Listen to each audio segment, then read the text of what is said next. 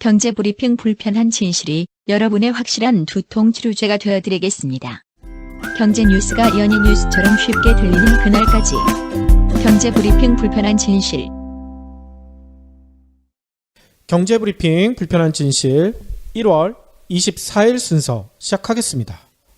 곧 설 연휴잖아요. 그렇죠. 벌써 귀성길 걱정하시는 분들이 상당히 많으시더라고요. 특히 올 설 연휴 기간 전국적인 예상 이동 인원 얼마인 줄 아세요? 3,115만 명이래요. 와. 전 국민의 거의 4분의 3이 움직이는 거죠. 지난해보다 무려 4.5%가 증가한 것으로 나타났다고 합니다. 공항도 미어 터진다고 어제도 말씀을 드렸잖아요. 그렇죠. 어떻게 된 거예요? 아무튼 전 국민이 민족 대이동을 하는 건데 따라서 만만치 않은 교통체증 벌써 우려되고 있죠. 그래서 어떤 분들은 이런 생각들을 하시더라고요.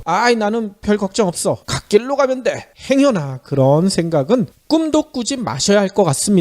왜냐면요, 오늘 국토교통부가요 설 연휴 교통 대책을 발표를 했거든요. 네. 근데 그 중에 깜짝 놀랄 만한 얘기가 있었어. 로보캅이 등장하나요? 로보캅이랑도 어찌 보면 비슷해요. 뭐냐면요, 드론이 등장했어요. 오. 드론을 뭐에다 쓰느냐? 드론을 이용해서 교통 단속을 하겠다는 거예요. 이번 설 연휴에 처음 이런 드론 단속이 도입된다고 하는데, 끼어들기 위반, 갓길 주행, 지정차로 위반 이런 것들을 적발하고요, 계도도할 방침이라고 합니다. 그래서 드론이 운영되는 지역도 일단 밝혔는데요. 어디냐면 경부고속도로 죽전 BS, 그리고 영동고속도로 여주분기점, 서해안고속도로 당진분기점, 중앙고속도로 대동분기점, 이런 4곳이라고 합니다. 그러면은 여기만 지나면 끼어들어도 된다, 그런 얘기인가요? 그건 아닐 것 같아요. 국토부가 이렇게 4곳은 던져놓고 다른 곳에서도 아마 드론으로 이런 적발을 하지 않을까,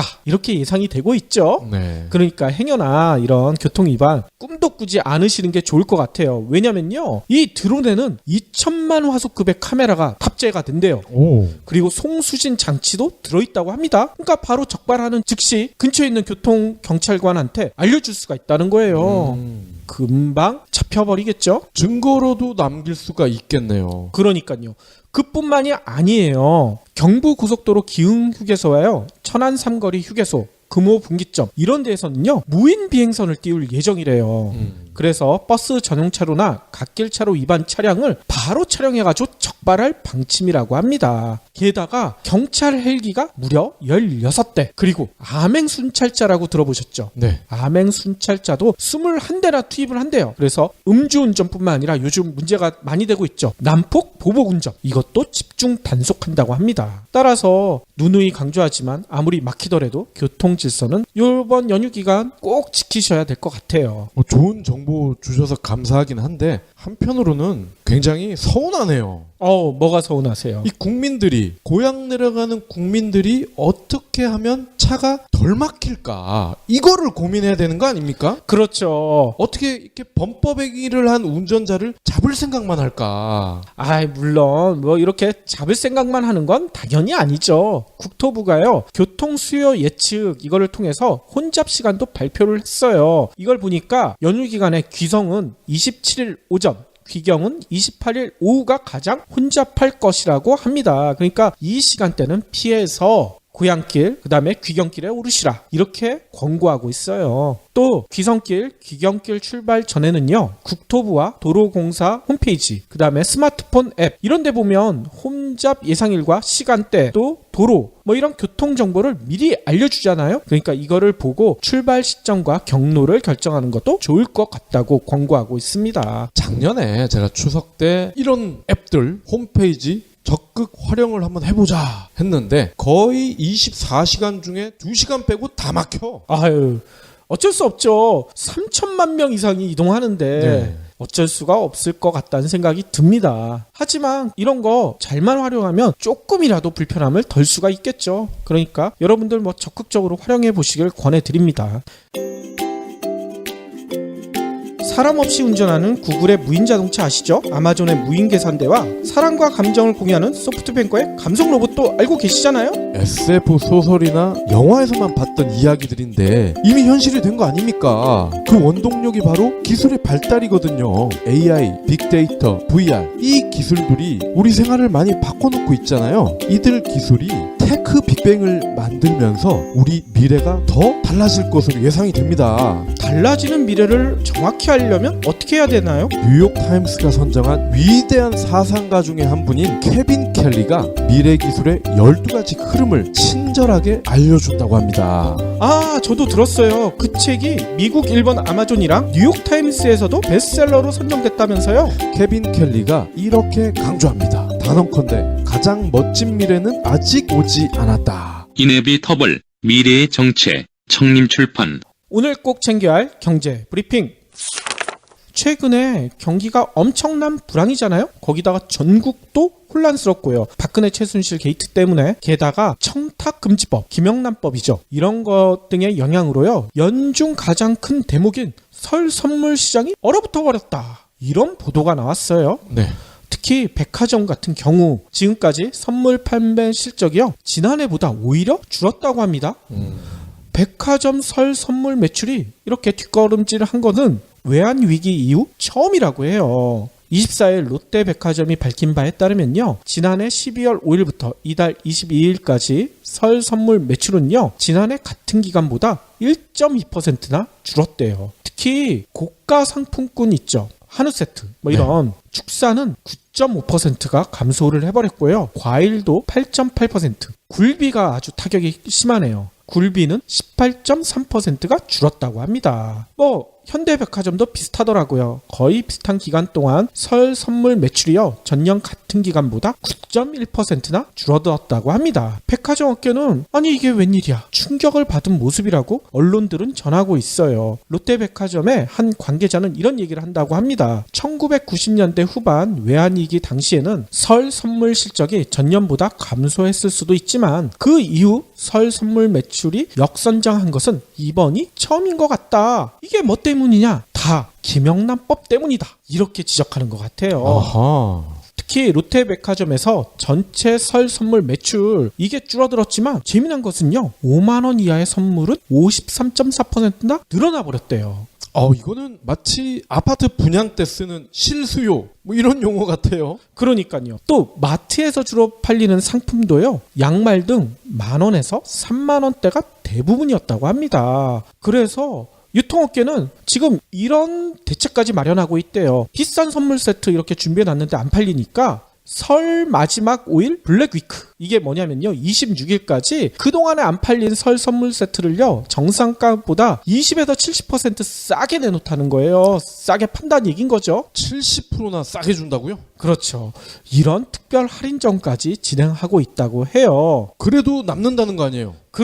그래서 저는 이런 얘기를 드리고 싶네요. 아니 언론이나 유통업계에서 얘기하는 이런 불편함이 서민들에게는 편안함 아닙니까? 진짜 나라가 제대로 바뀌고 있다 이런 생각이 들거든요. 네. 한 네티즌도 댓글에 이런 얘기를 남겨놓으셨네요. 그러고 보니 주변 친척이나 가족들에게 백화점에서 산 선물을 준 적이 없고 죄다 무슨 윗사람에게 갖다 바친 것 말고는 없었구나. 그냥 뇌물 문화였는데 없어져서 다행이네. 다음 소식입니다. 삼성전자가요 4분기 반도체 호황 덕에 4조 9,500억의 영업이익을 올렸습니다. 이는 역대 최대입니다. 아니 스마트폰 터졌는데 반도체에서도 또 터졌군요. 그렇습니다. 이번엔 좋은 쪽으로 터졌어요. 작년 4분기 연결 기준 확정 실적으로요. 매출이 무려 53조 3천억, 영업이익은 9조 2,200억 원인데요. 이 같은 영업이익 규모는 역대 최고치였던 2013년 3분기 그리고 같은 해 2분기에 이어 3위에 해당한다고 합니다. 우와. 2015년 같은 기간과 비교하면 매출은 0.03, 영업이익은 3%가 늘었습니다. 주목할 것은요, 이 사업별로 봤을 때예요. 반도체 부문은 작년 4분기에 4조 9,500억 원의 영업이익을 올려서 사실상 전체 실적을 이끌었습니다. 분기 분기 기준으로 역대 최대 실적이었던 2015년과 비교했을 때도 1조 원 이상 넘어섰어요. 우와. 이유가 뭔고 봤더니 모바일용 메모리 수요가 급증을 했고 반도체 단가가 급상승을 했습니다. 거기다가 18나노 디램, V 낸드 플래시 양산 이처럼 경쟁 업체를 뛰어넘는 기술로 사상 최대 이익을 내는데 성공한 것으로 풀이됩니다. 그렇군요. 그래서 어제 갤로트 7 폭발 원인 발표를 했었을 때 배터리에만 문제가 있고 지네들이 설계한 거는 전혀 문제가 없다. 이렇게 얘기한 게 아닌가 이런 의심도 드네요. 그렇죠. 반도체에서 만약 하자가 발생됐다. 그럼 이 발표가 다음 분기에서는 거의 반 정도 감소할 가능성도 크죠. 그러니까요. 아무튼 삼성이 4분기에 이렇게 영업이익을 많이 올렸으면 지난해 전체로 봐도 엄청났겠네요. 그렇습니다. 2016년 다 포함해 봤더니요. 201조 8,700억. 어마어마하지 않습니까? 매출이. 그러니까 영업이익은요. 30조에서 8천억 원이 모자라는 수준이에요. 대단하죠? 그러니까요. 매출이 우리나라 예산의 절반이 넘는군요. 그렇습니다. 영업이익이 이렇게 30조에 육박하는 기업은요. 손에 꼽을 정도입니다. 글로벌 기업을 통틀어도요. 아니 이렇게 실적이 좋았으면 뭐 주주들에게 혜택이 있을 것 같아요. 올해 9조 3천억 원 규모의 자사주를 매입한다고 공시를 했어요. 작년 주주 한원 재원 중에 배당 후에 남은 돈이 8조 5천억 원. 그리고 2015년 자녀 재원인 8천억 원을 합해서 자사주 매입에 쓴다고 합니다. 어허. 이렇게 되면은 주식 가격이 올라갈 수밖에 없겠죠. 그렇군요. 이에 따라서 삼성전자는 이날 1회차 자사주 매입과 소각을 결의했습니다. 삼성전자는 더불어 주당 보통주 27,500원, 우선주 27,550원의 기말 배당을 결의했습니다. 그렇군요. 아니 근데 뭐 주주들에게 이렇게 베푸는 건 이해가 가는데 네, 손해를 입힌 데는 좀 물어줘야 되는 거 아니에요? 그렇죠. 제드래곤이 합병 과정에서 국민연금에 6천억 원의 손실을 끼쳤잖아요. 그러니까요. 이거 갚아줘도 될 것 같은데? 갚아주고도 남겠네. 어제도 저희가 트럼프 노믹스에 대해서 설명을 드렸는데요. 도널드 트럼프가 저희 방송을 듣고 있나? 나 그런 얘기 나와도 내 갈 길 갈 거야. 계속 그런 행보를 보이고 있어요. 뭔 얘기냐면요. 도널드 트럼프 미국 대통령이 23일 현지 시간입니다. 12개국이 참여한 환태평양 경제 동반자 협정 TPP라고 하죠. 여기에서 탈퇴하겠다. 이렇게 행정명령을 발동했다고 해요. 네.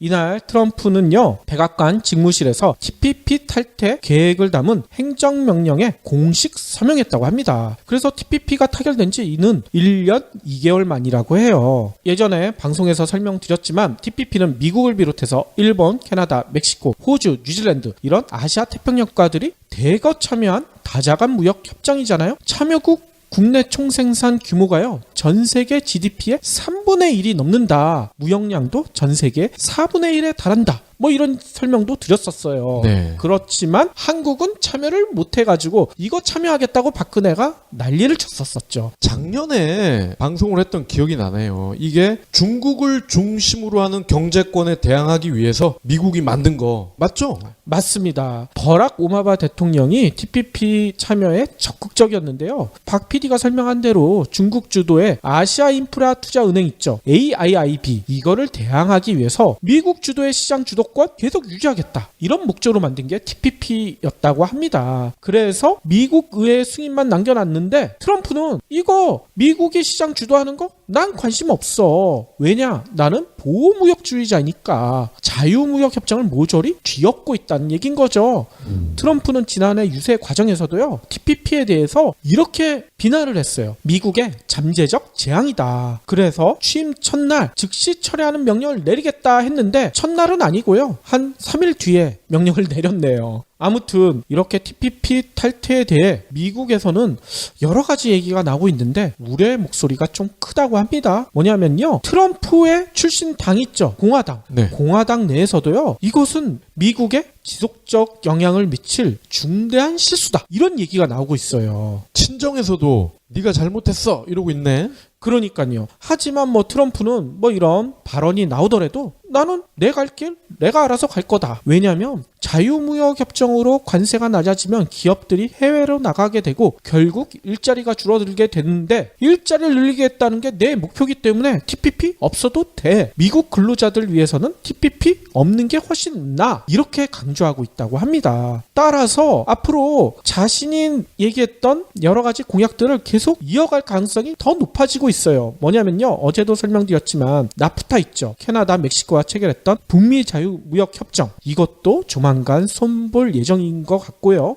우리나라와 맺었던 한미 FTA 역시 재협상해라. 재협상 안 하면 이거 파기시키겠다. 이렇게 나올 가능성이 매우 높아진 것 같아요. 그런데 여러분들 이 장면만 보더라도 충분히 아실 수 있지 않겠습니까? 미국을 물론이거니와 세계 어느 나라와 했던 약속도 이렇게 한순간에 뒤집어질 수가 있어요. 한 네티즌도요 이런 얘기를 써놓네요. 이것만 보더라도 한미 상호 방위 조약 협정 이것도 어느 순간 뒤집어질지도 모른다. 이거 생각하고 자주국방해야 한다. 이런 얘기를 써놓으셨네요. 그렇죠. 국제사회도 그렇고 비즈니스도 그렇고 어제의 적이 오늘 동지가 되는 거고 오늘의 동지가 내일 적이 될 수도 있는 거고. 그렇죠. 그런데 왜 보수 단체에서는 성조기를 들고 박근혜 탄핵 반대를 할까요? 51번째 주로 넣어달라 뭐 그런 거 아닐까요? 다음 브리핑입니다. 17년 만에 대대적으로 손질되는 건강보험료에 대한 관심이 커지고 있죠. 저소득층 지역가입자들의 부담이 낮아지고 고소득자, 자산가의 부담을 높이겠다. 이런 방향이 알려졌으니까 당연히 관심이 커질 수밖에 없죠. 3년 단위로 3단계에 걸쳐 진행하겠다. 이런 정부의 발표도 있었고요. 그런데 내가 얼마나 혜택을 받을까? 얼마나 돈을 더 내야 되나? 이러한 관심이 지금 커지고 있습니다. 그렇죠. 다들 많이 물어보시더라고요. 네, 그래서요. 이거를 볼 수 있는 전용 홈페이지를 다음 달 1일 공개한다고 합니다. 아니 이런 건 미리 만들어 놓고 이런 발표를 해야 되는 거 아니에요? 있는 줄 알고 저희도 어제 했는데 찾아보니까 없더라고. 아이고. 다음 달에 나온다고 합니다. 자신의 소득과 재산, 예금, 자동차 이런 걸 입력을 하면 현재 부가체계에서 내는 보험료와 개편 이후 달라지는 보험료를 비교할 수 있습니다. 부과 기준이 되는 종합과세소득 정보를 정확히 입력하면 실질적 변동액을 파악할 수 있지만 현실적으로는 어렵습니다. 이유가 뭐예요? 종합과세소득은 사업소득, 임대소득, 이자 배당소득, 이러한 금융소득, 거기다가 공적연금소득, 근로소득, 강의료나 당첨금 등 기타 소득, 누진세율이 적용되는 소득을 통칭하는 것인데 이를 특정 시점에 정확히 파악하는 것은 거의 불가능하기 때문이죠. 아니 그러면 이런 전용 홈페이지가 뭔 소용이 있는 거예요? 복지부 관계자는 이렇게 설명을 합니다. 공제 혜택과 같은 제도로 변동 가능성이 있기 때문에 보험료 부과 기준이 되는 종합과세소득과 변동액을 정확히 확인하는 건 어렵다. 대략적 증감 여부와 규모 정도를 알 수 있을 것. 대략적 정도. 아니 알파고가 판치는 세상에 대략적 정보만 주겠다는 거예요? 대충.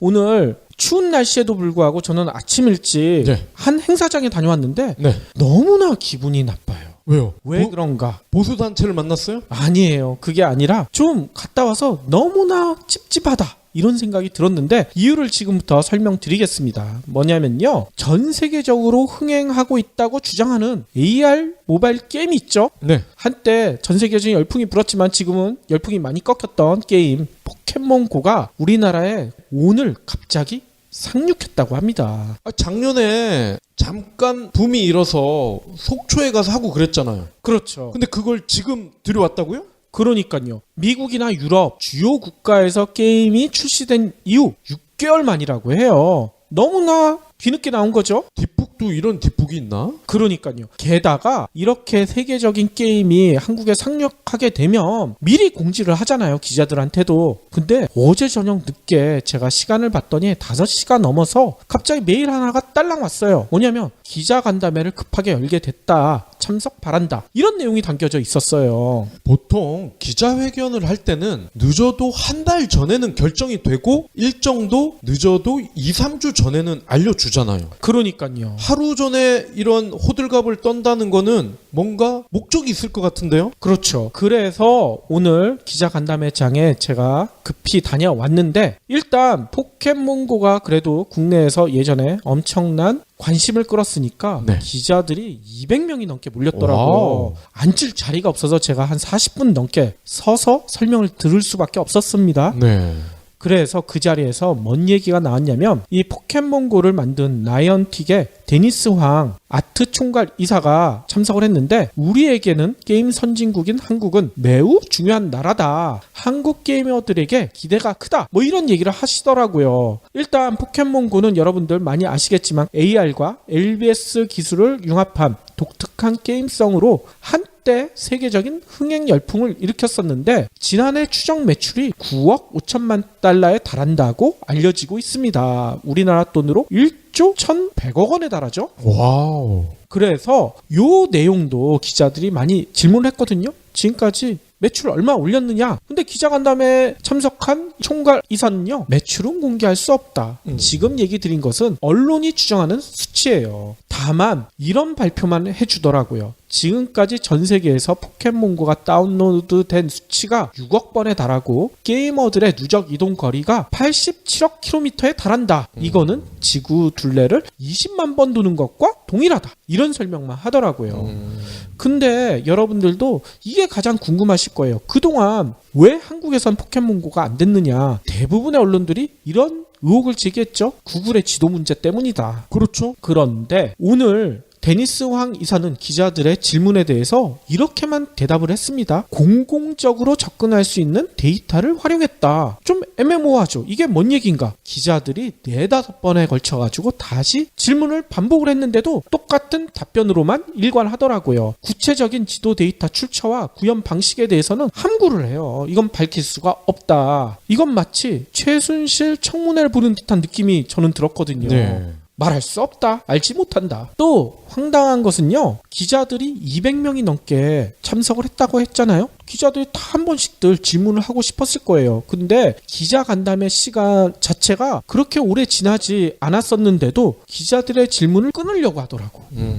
다음 일정이 있다. 그러니까 한국 기자들이 난리가 난 거예요. 왜냐하면 예전에 박근혜 대국민 담화 때 기자들이 질문 안 해가지고 혼이 났었잖아. 그쵸. 그래서 그런지 기자들이 다들 손을 들고 아니 이렇게 질문을 안 받으면 어떻게 하느냐. 다들 한마디씩들 했는데도 이상하게도 이 주최 측에서는 질문을 끊으려고 해요. 도대체 이유가 뭘까? 기자들은 서로 모여가지고 여러 가지 얘기를 하던데 일단 이런 지적들을 많이 합니다. 왜 하필 이 시점일까? 지금 최강 한파가 한국에 몰려왔잖아요. 네. 근데 포켓몬고는 아까도 설명드렸듯이 야외에서 해야 돼요. 야외에서 이 게임을 제대로 즐길 수 있을까? 이건 뭔가 급하게 갑작스럽게 내놓을 수밖에 없는 이유가 있었다. 이런 얘기를 하더라고요. 시기가 너무 안 좋잖아. 박근혜 최순실로 속이 부글부글 하니까 좀 식혀라. 추운 데서. 그런 의도 아닐까요? 일각에서는 뭐 이렇게 조금 좋게 해명을 하더라고요. 설 연휴 특수를 노린 거다. 데니스 황 이사도요. 이런 설명을 합니다. 벤처기업으로 포켓몬고의 폭발적인 반응을 예측하지 못한 측면이 있기 때문에 갑작스럽게 이렇게 한국에 상륙하게 된 것을 이해해달라. 이런 식으로 얘기를 하는데 그 이유에 뭔가 더 있지 않을까. 이런 의혹들이 많이 나오고 있다는 얘기인 거죠. 그럴 수밖에 없겠네요. 그러니까 최근에 일각에선 이런 지적들이 나오고 있죠. 박근혜 대통령이 반격을 준비한다. 설마 이 포켓몬고가 그 신호탄은 아니겠죠? 이거 웃으라는 거죠? 그렇죠. 사소한 것도 거절당할까봐 말을 못해요. 남에게 싫은 소리 하기가 너무 힘든데 그게 제가 거절당하는 것을 두려워해서 그렇다는 것을 알았습니다. 평소 두려움이 많아 겁쟁이였던 저에게 좋은 자극이 되었습니다. 어떤 책에 미리 보기를 읽고 독자들이 남긴 댓글입니다. 책의 저자도 사소한 부탁을 잘 못하는 아주 소심한 사람이었습니다. 하지만 저자는 도망치지 않고 부딪혀 봅니다. 100일 동안 하루에 한 번 거절을 당하는 건데요. 처음 보는 사람에게 $100를 빌려달라고 하거나 햄버거 가게에서 햄버거를 공짜로 달라고 하거나 특이한 도전들로 거절을 받아들이는 자신만의 방법을 만들어갑니다. 100일간 진행된 거절당하기 연습. 그는 어떻게 변했을까요? 2016년 아마존 경제경영 자기개발 분야 1위 테드 150만 뷰 화제의 강연. 거절을 받아들이는 한 남자의 이야기. 거절당하기 연습. 도서출판 한빛비즈. 그러면 오늘의 섹션 시작할 텐데요. 오늘은 어떤 이야기 들려주실 건가요? 무서운 멘트를 던질까 합니다. 공포스러울 수도 있으니 전 공포 영화 너무 싫어하는데. 이 심신 미약자나 뱃속에 아기가 있는 분들은 조심하셔야 됩니다. 저는 뱃속의 아기는 당연히 남자이기 때문에 없고 심신이 미약하기 때문에 이거 어떻게 들어야 되나요? 아이고 성대모사 잘해야 되는데. 우리 착한 아람이 거기 숨어 있었구나. 엄마한테 와야지. 이게 뭐가 무서워? 이 아이는 엄마를 피해 숨었어요. 숨바꼭질이 아니고 배에 칼이 찔린 상태예요. 그러면 칼을 누가 찌른 건데요? 엄마가 찔렀어요. 거기다가 친엄마 맞아요? 친엄마는 아닙니다. 아하. 그런데 이 숨은 곳이 세탁기 아니야. 아이고.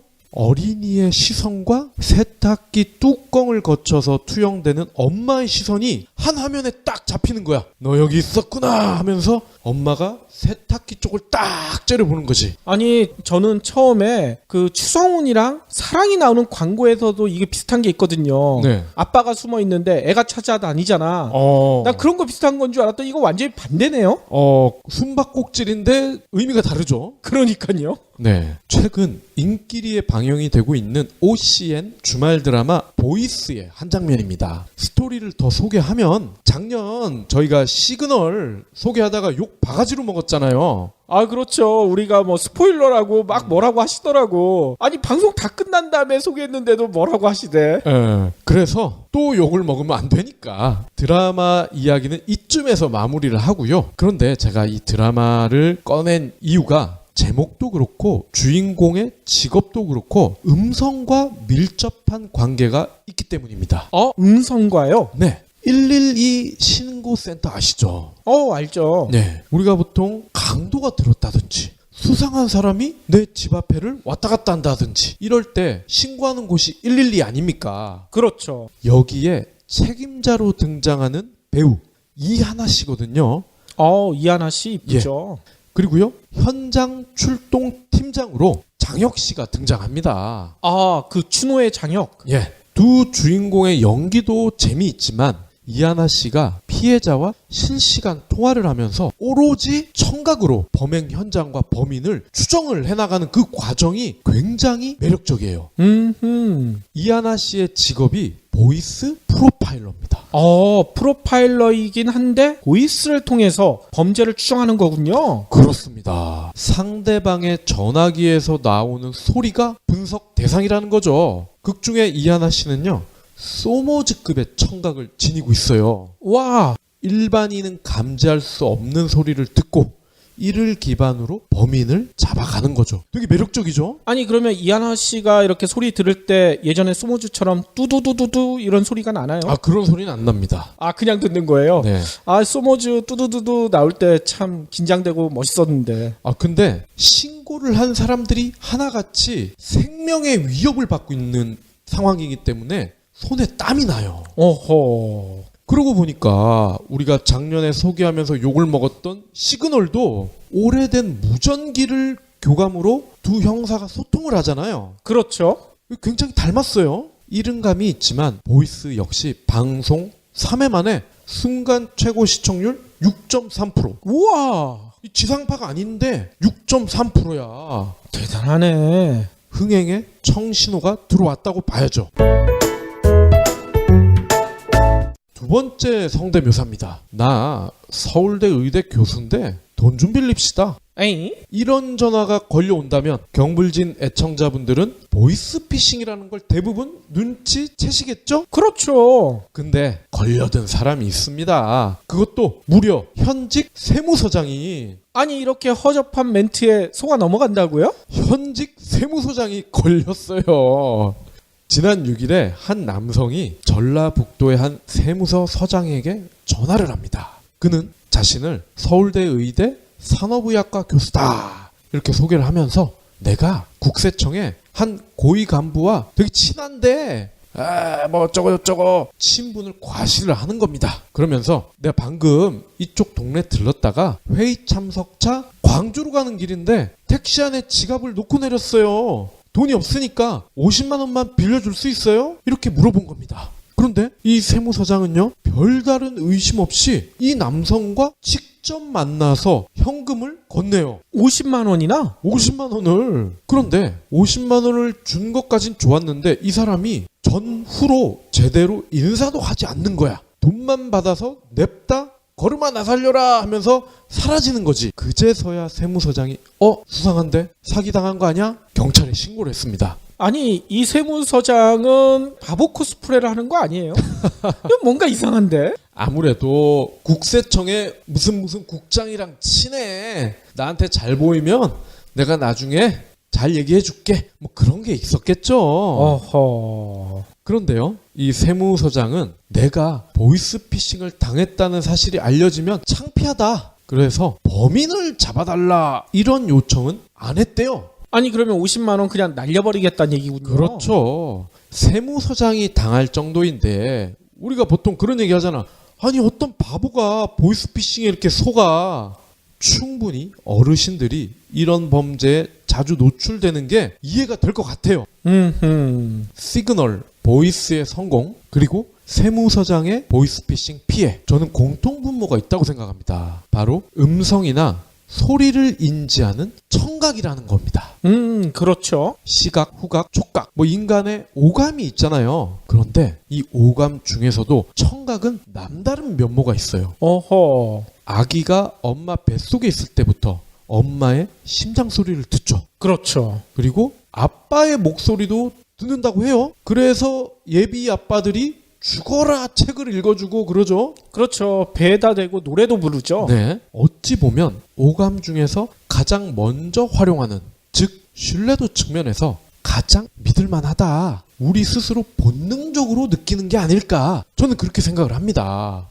충분히 그럴 수 있네요. 한 살을 먹기 전부터 이미 청각을 써왔기 때문에 우리가 위기에 있거나 어려운 상황일 때는 청각에 가장 먼저 의존을 한다는 거죠. 그런 측면에서 구글, 아마존, 애플, 삼성 얘들이 벌이는 AI, 인공지능 전쟁의 서막이 청각에 집중되는 건 당연한 듯합니다. 구글의 어시스턴트, 아마존의 알렉사, 애플의 시리 얘들은 대놓고 음성 비서를 자처하잖아요. 그렇죠. 기계와 사람과의 대화에서 음성은 단연 최고의 매개체입니다. 우리가 하는 말을 기반으로 하는 AI는 데이터베이스를 쉽게 구축할 수 있고요. 이를 활용해서 머신러닝을 할 때도 수월하다는 거죠. 그렇죠. 물론 이미지나 접촉을 통해서도 가능할 겁니다. 하지만 현실적으로 기술 구현이라든지 데이터 용량, 응용, 빈도 이런 걸 감안을 할 때 음성이 가장 경쟁력이 있습니다. 예를 들어서요. 우리가 지문인식, 얼굴인식으로 열리는 출입문, 그리고 음성만으로 판별할 수 있는 출입문 생각을 해보자고요. 초기 투잡이나 정확성 어떤 게 낫겠느냐? 음성 기반 기술이 상대적으로 우위라는 거죠. 그렇죠. 지금 세종청사에는 안면 인식 기술 도입했다가 난리가 나고 있잖아요. 그렇죠. 차라리 음성 인식 기술을 도입했었으면 훨씬 낫을 텐데. 심지어 세종의 얼굴 인식 기기는요. 키 작은 사람들은 까치발을 써야 된대. 그러니까. 국내 기업들도요, AI 서비스의 핵심을 음성으로 보고 관련 기술 개발에 매진하고 있습니다. 네이버, 카카오, SKT, KT, 국내 IT 기업을 대표하는 브랜드들도 격돌 중입니다. 기술 플랫폼 기업을 천명한 네이버는 올해부터 음성을 활용한 콘텐츠 제작과 기술 지원을 위해서 매년 100억 원씩 3년간 총 300억 원을 투자하기로 했죠. 그렇죠. 경불진을 만들고 있는 두 PD 역시 네이버에 교양필수 IT라는 교양방송을 네이버의 오디오 콘텐츠 플랫폼이죠. 오디오 클립 여기에 조만간 론칭할 예정이죠. 그렇죠. 실은 저희가 지난해 9월부터 방송은 제작해서 올리고 있어요. 아직 오픈만 안 됐을 뿐이죠. 네. 이름이 뭐라고요? 교양 필수 IT. 네. 교양방송입니다. 오는 3월 네이버 대표직을 수행할 한성숙 내정자는요. 본부장 시절부터 웹툰, 웹소설에 대한 잠재력을 믿고 꾸준히 투자를 해온 분이에요. 그래서 결국 대박을 터뜨렸죠. 한성숙 내정자는 오디오에서 또 한 번 웹툰과 같은 성공을 예감하고 있는 거죠. 아하. 더불어 네이버는 텍스트를 음성으로 자동 변환하는 음성 합성, 이 TTS라고 그러죠. 그리고 대화형 인공지능 플랫폼 아미카, 이러한 음성 관련 기술을 개발하고 보완해서 오디오 콘텐츠 제작을 지원할 계획입니다. 아니 그렇게 되면 요즘 예능 프로에 웹툰 작가들이 많이 나오던데 네. 앞으로는 팟캐스터들이 많이 나오지 않을까요? 저희도 조만간 방송 쪽으로도 연락이 올 것 같아요. 그러니까 특히나 박 PD가 잘생겼다는 얘기를 저희가 여러 번 드렸는데 진짜 잘생겼는지 확인하고 싶어 하시는 분들이 많더라고. 허허. 그렇기 때문에 조만간 예능 프로에서 박 PD를 볼 수 있지 않을까 이렇게 기대도 해봅니다. 이 가산을 넘어서 벌써 소문이 퍼졌어요. 아이 또 이렇게 겸손이란 걸 몰라? 겸손이란 걸.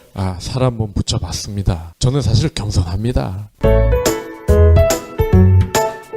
그리고요, 네이버는 유럽 시장 진출을 노리고 있어요. 그래서 이미 프랑스 음성기술 스타트업이죠. 드비알레, 여기를 1,200억 원에 투자를 했습니다. 오호. 음성 합성 엔진이죠. 엔보이스를 텍스트 음성 변환 기술에 적용을 해서 뉴스를 읽어주는 서비스를 이미 제공 중이에요. 아하. 실제로요, 네이버 뉴스를 보시면요, 앱에서 지금은 눈으로만 기사를 보실 텐데 자세히 보시면요, 이거를 음성으로 바꿔주는 바가 조그맣게 있어요. 그거를 터치를 하시면은 TTS가 기사를 친절하게 읽어줍니다. 그렇죠. 저도 사용을 해봤는데 어색할 줄 알았는데 전혀 어색하지가 않아요. 그리고요, 네이버가 야심차게 내놓은 번역 앱이죠. 파파고. 파파고에도요, 인공지능 음성 기능이 들어가 있습니다. 그렇죠. 그리고요, 네이버에 내비게이션이 있는 거 잘 모르시는 분들도 계신데요. 지도 서비스 안에 내비가 있어요. 여기에도 얼마 전부터 음성으로 검색을 할 수 있는 기능이 추가가 됐습니다. 카카오 역시 음성 기술 개발에 열을 올리고 있습니다. 2014년 목소리를 문자로 변환, 음성 검색 서비스를 가능하게 하는 음성 인식 엔진이죠. 뉴턴. 이거를 자체 개발했어요. 이를 기반으로 카카오는 현재 카카오 맵, 카카오 내비, 다음 앱 여기에 적용을 했고요. 카카오 지하철, 카카오 버스 앱에도 조만간 도입을 할 예정입니다. 아하. 게다가요, 카카오는 음성기술 생태계 구축을 위해서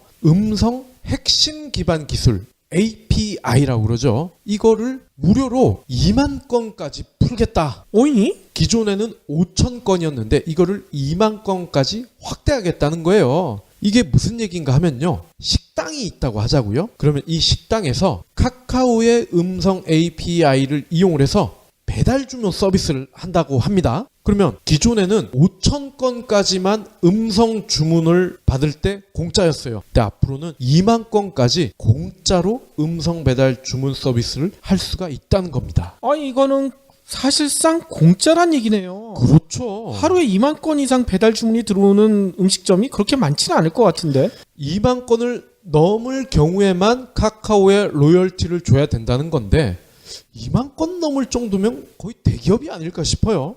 자, 그리고 SK텔레콤 역시 작년 9월에 음성인식 AI 서비스죠. 누구? 이거를 출시를 했어요. 현재 누적 판매량이 4만 대를 넘었어요. 스피커 형태로 된 AI 음성인식 비서인 누구는 지난 11월에 티맵 교통정보, 위키백과 검색, 음식 배달, 팟캐스트 이 서비스까지 추가를 하는 대규모 업데이트를 진행을 했어요. 그만큼 호응이 좋다는 거죠. 그렇죠. 특히 광고가 상당히 눈길을 끌더라고요. 스마트폰이나 태블릿 이런 영상기기와도 연동을 할 수 있고요. 2030 세대 중심으로 TV 없는 가정 1인 가구겠죠. 1인 가구가 증가하는 점을 감안했을 때 휴대성, 확장성 측면에서 스피커 형태 AI 단말기가 아직까지는 유리하다. 이게 회사 측 설명입니다. 참고로요. SK텔레콤은 누구 그리고 IBM의 인공지능이죠. 왓슨 융합 서비스를 개발할 예정이라고 합니다. 아하. 그래서 이 서비스를 어디서 전담하느냐? SK CNC라는 계열사가 있잖아요. 여기에서 구체적인 방안을 논의 중인데 알고 봤더니 SK CNC가 IBM 왓슨의 한국 파트너더라고요. 그렇군요. 아니 예전에 그런 노래가 있었잖아요. 비디오 스타들이 오디오를 다 죽인다. 근데 오디오가 이렇게 또다시 부활을 하네요. 다시 아날로그 세대로 돌아가는 건가요? 그러니까요. 게다가 제가 예전에 어떤 방송에서 보니까요. 이렇게 오디오의 부활에 스마트폰 업계도 상당히 반가워한다는 얘기가 있더라고요. 네. 뭐냐면요. 스마트폰 안에 터치 패드나 이런 게 사라질 수가 있다는 거야.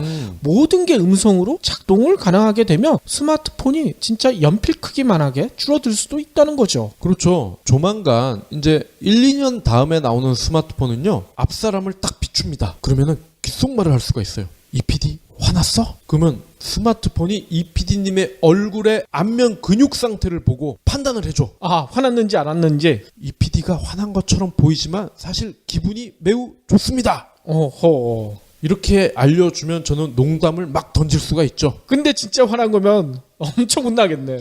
그러면 진지한 얘기만 해야죠. 혹시 기부해보신 적 있나요? 이런 질문을 하면 나 먹고 살 것도 없는데 기부는 무슨? 기부는 션, 정혜영, 김장훈이나 하는 거 아니야? 라고 하시는 분들이 많습니다.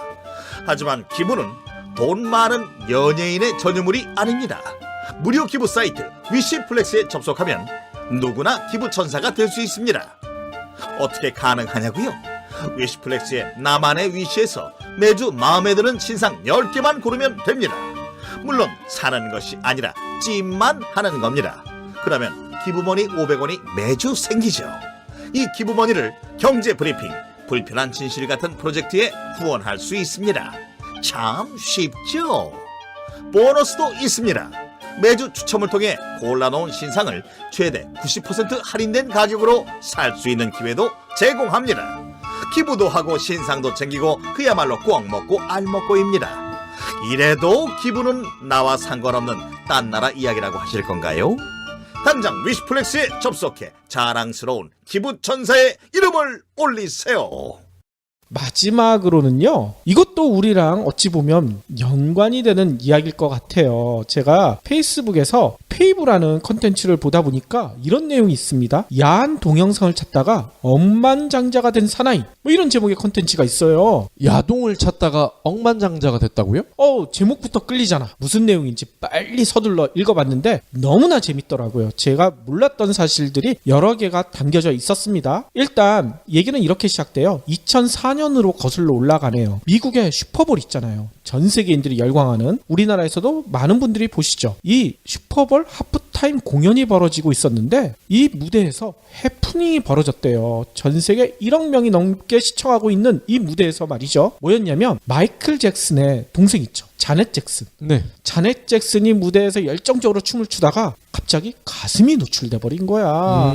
아주 아찔한 사고가 발생이 됐는데 네. 이게 그대로 방송에 나와버렸습니다. 당연히 당시 신문, 방송은 물론이거니와 온라인에서도 이 뉴스가 도배되다시피 난리가 났었죠. 근데 이 뉴스를 접했던 20대 한 개발자가 호기심이 생긴 거예요. 네. 언론에선 이렇게 난리가 났는데 진짜 이 동영상 당시 슈퍼볼을 이 사람은 안 봤었나 봐. 이거를 직접 찾아봐야 되겠다. 인터넷에서 검색을 했다고 합니다. 전 세계를 뜨겁게 달군 이슈였기 때문에 관련 영상은 금방 찾을 수 있을 것이다. 이렇게 예상을 했는데 문제는 찾아봤더니만 찾을 수가 없어. 너무나 찾기가 어렵다고 하고요. 또 찾았는데 또 이런 문제가 있었대요. 이 동영상을 보려면 응용 프로그램을 먼저 설치해라. 이런 불편한 요구도 많았다고 합니다. 이게 지금도 우리나라에서 아직 해결되지 않은 뭐 금융이나 쇼핑몰을 이용하기 전에 액티브엑스 설치하라고 하잖아요. 네. 그것과 비슷한 상경이 예전에 있었다는 얘긴 거죠. 예전에 여러분들 기억을 되돌려 보시면 아마 생각나실 겁니다. 그는 이런 불편함을 느꼈던 게 이때만이 아니었대요. 같은 해 연말에 온라인에서 박싱데이가 엄청나게 화제가 됐었대요. 박싱데이가 뭐냐면요, 크리스마스 다음날 대대적인 세일을 하잖아요. 네. 이때 엄청나게 싼 물건들이 나와서 난리가 났었는데 이 관련된 영상을 또 찾아봤던 거예요. 근데 똑같은 불편함이 이때까지 해결되지 않았다고 합니다. 그래서 이 개발자가 생각을 했대요. 사진이나 글은 온라인에서 쉽게 찾을 수가 있는데 왜 유독 영상만은 찾기가 힘들까? 그러면 우리가 이거를 대신 찾기 쉽게 만들어주고 편하게 볼 수 있게 제공해 준다면 사람들이 얼마나 고마워할까? 이렇게 생각을 했다는 거야. 그래서 그는 당장 이거를 실행에 옮겼다고 합니다. 왜냐하면 주변에도 개발자들한테 물어보니까 자신과 비슷한 불편을 공감하는 동료들이 많았다는 거예요. 그래서 그런 동료들을 규합해가지고 원하는 영상을 보다 쉽게 찾을 수 있으면서도 별도의 프로그램을 설치하지 않아도 영상을 볼 수 있는 서비스, 이런 걸 만들어서 세상에 내놨대요. 근데 이 서비스는요, 내놓은 지 단 1년 8개월 만에 2조 원에 육박하는 금액으로 구글에 인수되는 대박을 터뜨렸어. 와.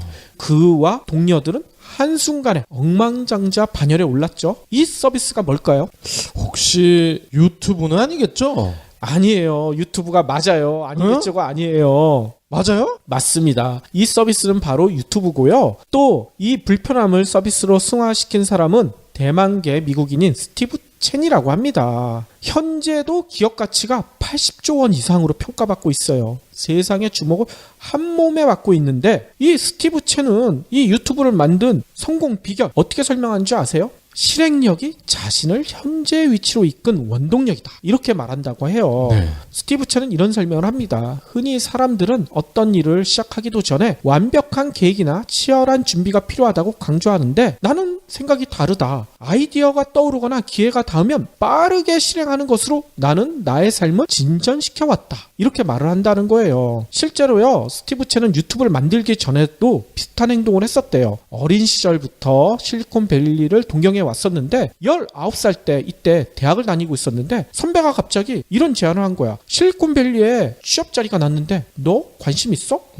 스티브 첸은 말을 듣자마자 짐을 당장 쌌대요. 당시 일리노이 대학이라는 명문 대학에 다니고 있었는데 네. 이거 다 포기하고 당장 집을 싸고 선배가 소개해준 실리콘밸리 회사로 옮겼는데 이때 스티브 첸한테 가지고 있던 돈이 단돈 $200밖에 없었대요. 그리고 담요 한 장밖에 없었다는 거야. 그런데도 실리콘밸리로 당장 달려갔다고 합니다. 담요 이거 기내에서 가져온 거 아니에요? 아마 그럴 수도 있어요. 근데 그가 있어야 했던 회사가 어딘 줄 아세요? 놀랍게도 온라인 결제 서비스인 페이팔이라고 해요. 네. 혁신적인 온라인 금융 시스템을 만드는 회사잖아요. 여기에 일원이 돼서 대박을 터뜨렸죠. 근데 스티브 첸은요, 페이팔이 나중에 이베이에 인수당하잖아. 이 다음부터 여러 가지 회의를 느끼기 시작했대요. 왜냐하면 이베이는 대기업이잖아요. 수직적인 문화가 지금 지배하고 있는데 너무나 답답하다. 이렇게 느끼고 있는 순간에 아까 얘기했던 그 유튜브 아이디어가 생각났다는 거예요. 그래서 바로 행동에 들어갔다고 합니다. 근데 유튜브 창업 당시에도 첸 주변에는 별게 없었대. 일단 자신과 불편함을 공감하는 웹 디자이너나 개발자들은 있었는데 유튜브는 영상이잖아요. 웹 디자이너나 개발자들은 영상에 대해서는 아는 바가 별로 없대. 문외한이란 얘기인 거예요. 다만 자신들이 불편함을 느끼고 있었는데 이거를 어떻게 해야 될까? 이걸 없앨 수가 있을까? 이런 생각만 가지고 있었다는 거예요. 그렇지만 자신들이 느끼는 불편함을 없앨 수만 있으면 성공할 수가 있다. 이런 믿음에서 서로가 힘을 맞춰서 유튜브를 만들었다고 합니다. 네. 근데 유튜브를 만든 다음에도 여러 가지 우여곡절들이 많았대요. 초기에는요, 가입자가 생각만큼 늘어나지가 않았다는 거예요. 그래서 어떻게 하면 가입자를 늘릴 수가 있을까? 요즘 온라인 데이트 서비스가 인기를 끄니까 온라인 데이트로 방향을 전환해볼까? 이런 우여곡절도 했었고요. 자금이 부족하니까 미국에서도 이게 되나봐 신용카드 돌려막기도 여러 번 했다고 합니다. 하지만 첸과 동료들은요, 이 문제를 해결하기 위해 어떤 행동을 할 것인가 끊임없이 고민했고요. 유튜브를 시작할 때처럼 아이디어가 떠오르잖아요. 바로 실행하는 과감함을 포기하지 않았다고 해요. 그래서 유튜브의 대박을 이뤄냈다는 얘기인 거죠. 첸은 스타트업을 준비하는 창업자들이 많이 와서 당신의 성공 비결이 뭐예요? 나한테 충고 하나만 해주세요. 이런 요청을 많이 받을 거 아닙니까? 이런 얘기를 해준다고 합니다. 너무 재지 마세요. 단 한 번만이라도 마음 가는 대로 해보세요. 제가 성공한 것은 아이디어에 그치지 않고 실행에 옮겼기 때문입니다.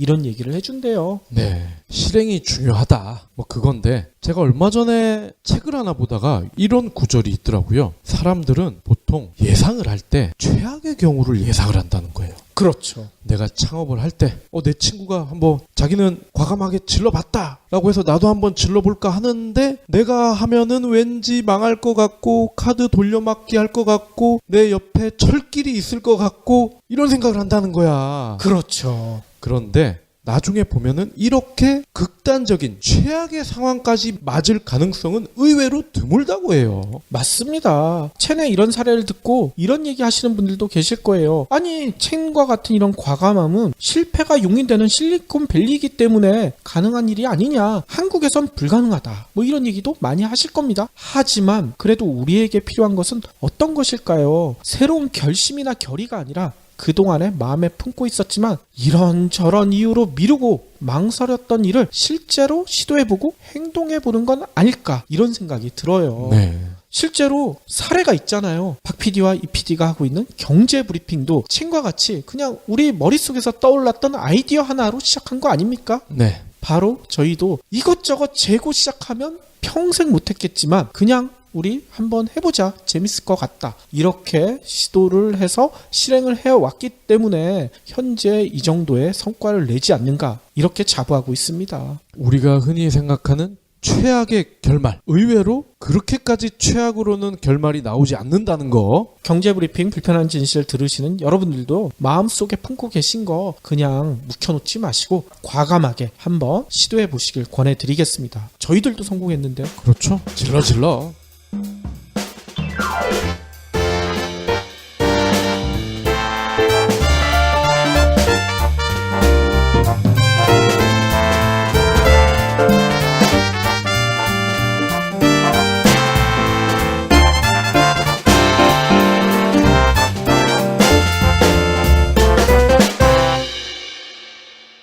경제브리핑 불편한 진실 완수해주셔서 감사합니다. 하트 2척, 댓글 남기기, 계좌 후원 등 다양한 방법으로 힘을 보태주세요. 계좌 정보는 경제브리핑 팟빵 공지 코너에